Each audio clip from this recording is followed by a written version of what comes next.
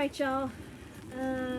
It's raining, and we are at the beginning of this pattern that we're going to have through the next few days. It's going to be some precipitation here and there, and right now we're going to be in the 50s and 60s, and then it's going to drop off, and we're going to get down to 29 degrees at night. And it'll only get up to be in the 40s in the daytime for the highs. So I'm going to give you a quick tip or two of what I'm doing. These are things that I have used elsewhere before I moved to Top of Ridge, and as you can see here, we don't really have any real good windbreaks around here. There's some there, that's east. Over here where the wind is really going to come in on this cold front coming through, we have the cypress there, but on the other side of the cypress it is some lines here and there of trees, but mainly it's just blueberry bushes, a big huge commercial blueberry farm over there. So here is what I'm doing. I took a David the Good idea, and you know, I'm adding it to my arsenal because I did it last year and it did good. And before that, I always did what my mom did, which is basically you put a stick by where the plant comes out of the ground, and you put a sheet over it and hope for the best. That works too. So this is a little fig tree. I put mulch around the base of it, and I'm going to cover it because it is too young to have bark yet. And then once I have the day of the real drop off in temperature, then this all will get filled up with sycamore leaves over here that we have plenty of. And I might put some more mulch in there. And then it will be covered over with a sheet. And when I say sycamore leaves, I mean I will be filling it up close to the top with sycamore leaves, or at least a few inches, 2-3 inches higher than the little plant is. And I will be doing the same thing with the mulberry here, because it is also too young, if you can see in there, to have bark. Okay, and we've heard that there's going to be wind that's going to be anywhere from, we've heard 10 mile an hour all the way up to 20 mile an hour winds. So that's going to mean that things have to be anchored down. Now I've used some landscape staples here. I'm not sure how well that'll work, but the other thing that I will do is when I put the sheet over the top, I will be anchoring those down with bricks. Another thing I'm going to be putting a cover over is this experiment that I'm doing with carrots. I'm growing them in a special soil mixture that I made up, and cardboard boxes. Okay, so most of the rest of this I'm just kind of going to leave it go and see what happens. Now, the whole process with the chicken wire and the little tree thing, I'm going to show you the next step, because I know that some people learn better from seeing instead of just hearing somebody yammer on about it. And you can use hardware cloth, you can use tomato cages, you can use the chicken wire as I have. And this is the time to be getting this stuff together.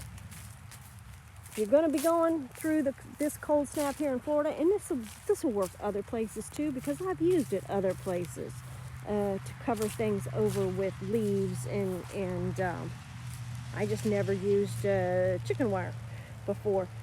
So this is a moringa tree. Now moringas don't like to be in weather that is below 50 degrees. I had to do some things to save a moringa tree that was, 45, 50, 55 basically was the cutoff point for the other one that I had, and that sucker grew up to be Oh, when I left that place, that moringa tree was probably 10 foot tall.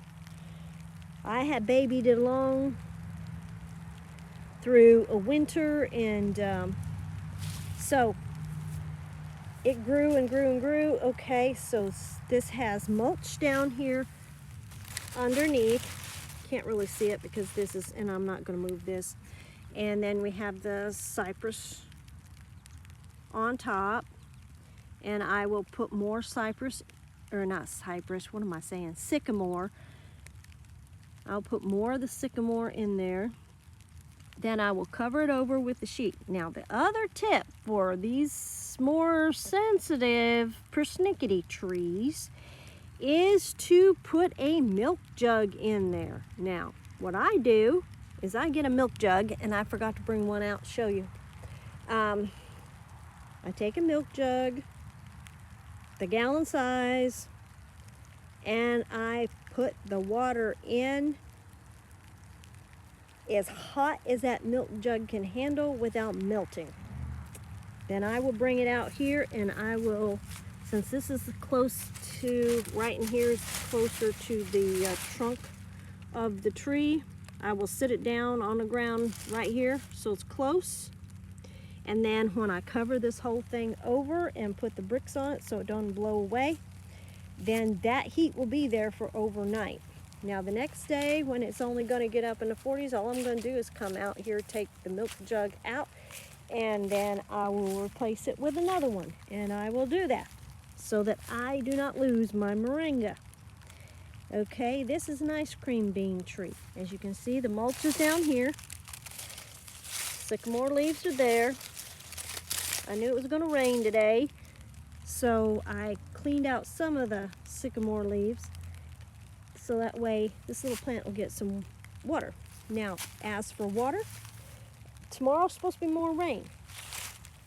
What I'm going to do also is take like a 5-gallon bucket, fill it up about halfway full with warm water, not hot water. Warm water that's about like what you have on, you know, when you put water on your wrist for testing. You put the contents of a bottle on your wrist to test it for baby drinking. Make sure it's not too hot for them. Okay, so I will put that kind of water in a bucket, and I will pour it at the base of the tree.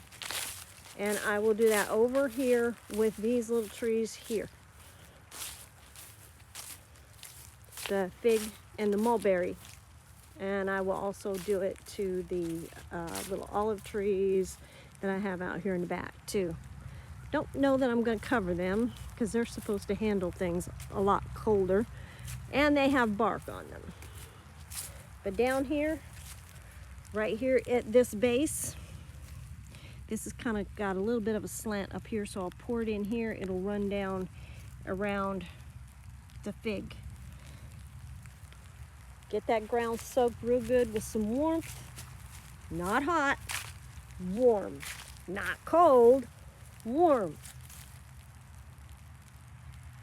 And then I will also probably go ahead and put the warm milk jugs in when I'm covering these over to keep them from getting frozen. Now this is the time also to be going to Goodwill, Salvation Army, thrift shops that support a local charity that helps people in need or with an illness, and get old used blankets, tablecloths, bed sheets, and get busy and have those things ready to be put over. Like, I don't think I'm going to leave my garden here, what's left of it, to chance. I'm going to put a covering down over in here so that there's better chance that I will actually get to harvest. And I've got beds over there too that I will put stuff. And there's my experimental junk that I have all over the place around here. Now these little papayas, they will be moved on in. Probably even take them on into the house or on the front porch because it's an enclosed front porch. Just not taking a lot of chances. And these are the cannas from Good Gardens on Etsy. It's David the Goods family. I support them because all his gardening advice I have taken and used it, and it really enhanced my ability to grow things. So I'm very thankful for that. All right. So I'm gonna close it out with this big old fluffy dude. Hey, Fawn. Yeah. Yeah. You getting your extra coat in? Yeah, he's feeling a little fluffier underneath here. You know, he's a plush coat, so he's a Shiloh Shepherd, and he's a plush coat, so he's always got fluff. It kind of acts as insulation in the summertime, though he doesn't like to be out in the heat of the day, and I don't either, so we got that in common. But yeah, he's got a little extra in there. His body's saying, I'm getting ready. The other thing we're going to do is, if you have a chicken coop that has any kind of ventilation, I would say if it is an open coop, get busy and close off the side for the northwest is where they say that the cold wind is going to come through. So now if your chicken coop is under a tree or in some way, you know, has a shade cloth or shrubbery or stuff around it, well, if it only has a shade cloth, move the shade cloth so that it is a barrier for the northwest wind coming in.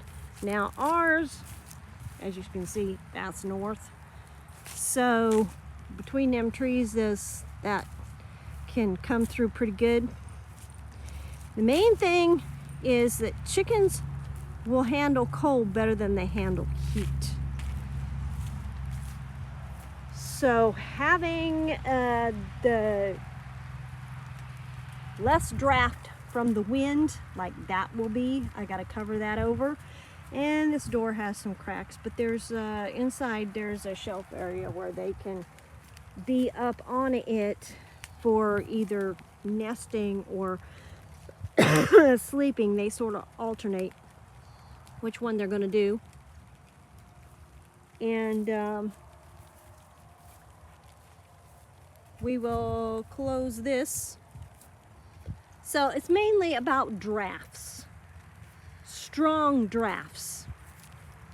We've already had enough happen here to know that a couple of the hens get real watery poops when it's cooler, which is crazy because chickens are supposed to handle cold and not heat. And I've seen with mine, I've got one hen, she gets hot real fast and she gets cold real fast. And I've researched the nutrition and all that stuff, and I don't know. So the main thing is to not have a huge amount of wind coming through, because that upsets the hens and then they're not going to be laying the eggs. And you want your eggs. So I think that comes to the end of my tips for anything. I'm probably going to go ahead and put one of those hot milk jugs over here by the carrots in the box, so that way I can see what happens with that, because I've never done that before. I just usually leave the carrots to, you know, put a sheet over it or whatever if they're really, really young, and these are pretty young. I need to thin them out, and I'll do that after the cold snap's done. So there we go. And yeah, sweet potatoes, got them here and there. I got slips over here that I gotta put in the ground. And so I will just, right now while I'm out here, pick them up, take them up to the house, and